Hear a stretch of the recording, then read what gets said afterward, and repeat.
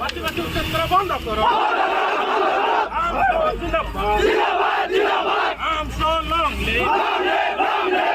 মুখ্যমন্ত্রী হিমন্ত বিশ্ব শর্মা হায় হায়, মুখ্যমন্ত্রী হিমন্ত বিশ্ব শর্মা মুটাপ্পা, আমশো জিন্দাবাদ, আমশো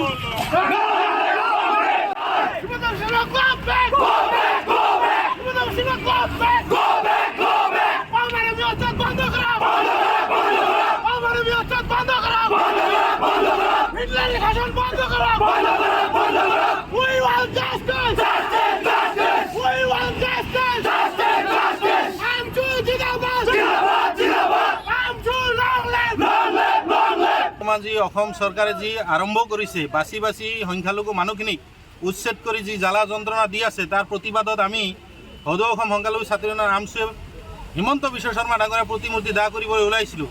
দেখা গৈছে যে গণতান্ত্ৰিক আন্দোলনত মানে চৰকাৰে কৰিবলৈ দিয়া নাই। আজি আমি যি প্ৰতিমূৰ্তি দাহ কৰিবলৈ ওলাইছিলোঁ সেই প্ৰতিমূৰ্তি দাহ কাৰ্যসূচীত পুলিচে আহি বাধা দিব, আমাক মানে সেইখিনি কাৰ্য সম্পন্ন কৰিবলৈ নিদিলে। আমি ধিক্কাৰ জনাইছোঁ অসম তথা অসম পুলিচক যে অসম চৰকাৰে যি কৈছে তাকে মানি লৈ যধে মধে গণতান্ত্ৰিক যি অধিকাৰ সেই অধিকাৰৰ পৰা আমাক বঞ্চিত কৰা হৈছে। ইতিমধ্যে আপোনালোকে দেখিছে বিভিন্ন ঠাইত উচ্ছেদ কৰিছে। উচ্ছেদৰ বিৰোধিতা আমি সকলো সময়ত কৰি আছোঁ যে মানুহখিনিক পুনৰ সংস্থাপন দি তাৰপিছত উচ্ছেদ কৰক, নহ'লে বাছি বাছি উচ্ছেদ কৰা বাদ দিয়ক। আজি হিমন্ত বিশ্ব শৰ্মাই নিলজ্জ নিচিনা আজিও সংবাদ মাধ্যমত তেখেতে প্ৰকাশ কৰিছে মই উচ্ছেদ কৰিয়ে থাকিম। উচ্চতম ন্যায়ালয়ে বাৰে বাৰে নিৰ্দেশনা দিয়াৰ পিছতো এই উচ্ছেদ বন্ধ কৰা নাই। ইয়াৰ আঁৰত কি আছে?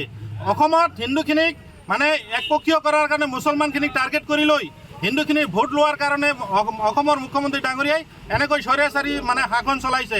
ইয়াক আমি ধিক্কাৰ দিছোঁ, গৰিহণা দিছোঁ। ইয়াৰো এটা মানে শেষ সময় আহিব, তাৰ কাৰণে মুখ্যমন্ত্ৰী হিমন্ত বিশ্ব শৰ্মা প্ৰস্তুত হৈ থাকক। আৰু এটা আমি আহ্বান জনাইছোঁ মুখ্যমন্ত্ৰী হিমন্ত বিশ্ব শৰ্মা ডাঙৰীয়াক, যদি আপোনাৰ চকুত অসমৰ সংখ্যালঘুখিনি ইমানেই বেয়া তেনেহ'লে আপুনি দিন আৰু তাৰিখ ঘোষণা কৰি দিয়ক। সেই সময়মতে আমি ৰাজপথত ওলাই আহিম। আপোনাৰ পুলিচ মিলিটাৰী দি আমাক গুলিয়াই হত্যা কৰক, তাত আমাক ক'বলগীয়া একো নাই। কিন্তু এনেকৈ বাছি বাছি টাৰ্গেট কৰি মাৰি পেলোৱাৰ যি ষড়যন্ত্ৰ কৰিছে সেইখিনি বন্ধ কৰিব লাগে। অন্যথাই ইয়াতকৈ ভয়াৱহ আন্দোলন গঢ়ি তুলিব বাধ্য হ'ম। তাত যদি কোনো ধৰণৰ অপ্ৰীতিকৰ ঘটনা হয় মুখ্যমন্ত্ৰী হিমন্ত বিশ্ব শৰ্মা নিজে দায়ী হৈ থাকিব। বাৰম্বাৰ কৈ আহিছোঁ চৰকাৰক যে আপোনালোকে উচ্ছেদ কৰক, তাক আমাৰ ক'বলগীয়া একো নাই। কিন্তু সেই মানুহখিনিক যে সংস্থাপনৰ ব্যৱস্থা কৰি দিয়াৰ দায়িত্ব কাৰ? চৰকাৰৰে। যিহেতু নিৰ্বাচিত চৰকাৰ আছে, এই চৰকাৰৰ দায়িত্ব এই মানুহখিনি যি ভূমিহীন মানুহ ভূমি প্ৰদান কৰা, আৰু যদি খাদ্য অন্ন বস্ত্ৰ এইবিলাক চৰকাৰে দিব লাগিব, চৰকাৰৰ দায়িত্ব এইটো। কিন্তু আমি চৰকাৰখনক দেখাবলৈ যিটো মানৱতাৰ দিশটো হেৰাই পেলাইছে, যিটো ৰজাৰ যিটো কাম এইখিনি পাহৰি গৈছে, তেওঁলোকে স্বৈৰাচাৰী শাসন চলাইছে। ইয়াৰ প্ৰতিবাদত আমি এই আজি যিটো প্ৰকৃতি দায় এইটো কৰিছোঁ মুখ্যমন্ত্ৰীৰ। ইয়াৰ পিছতো আমাৰ 16 তাৰিখে আপোনালোকে জানে দিল্লীত যন্ত্ৰ মন্ত্ৰৰ ধৰ্ণা কাৰ্যসূচী আছে, 17 তাৰিখত আমাৰ দিল্লীত এটা ছেমিনাৰ আছে।